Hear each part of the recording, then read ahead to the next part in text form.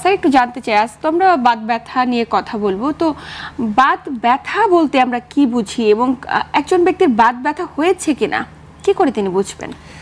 হ্যাঁ, অনেক ধন্যবাদ। আসলে আমাদের সমাজে বিভিন্ন যে বিষয় প্রচলিত আছে, যেমন শরীরে বিভিন্ন জায়গায় ব্যথা হলেই সেটাকে আমরা বাত ব্যথা বলে আখ্যায়িত করে থাকি, কিন্তু অ্যাকচুয়ালি মেডিকেল ভাষায় বাত ব্যথাকে আর্থ্রাইটিস বলা হয় এবং এটা একটা গ্রিক ওয়ার্ড। আপনি জানেন যে আর্থো মিনস হচ্ছে জোড়া এবং আইটিস বলতে আমরা ইনফ্লামেশন বোঝাই। যদি জয়েন্ট বা জোড়াতে যদি কোনো প্রদাহ বা ইনফ্লামেশন হয় তখন এটাকে আমরা আর্থ্রাইটিস বলি।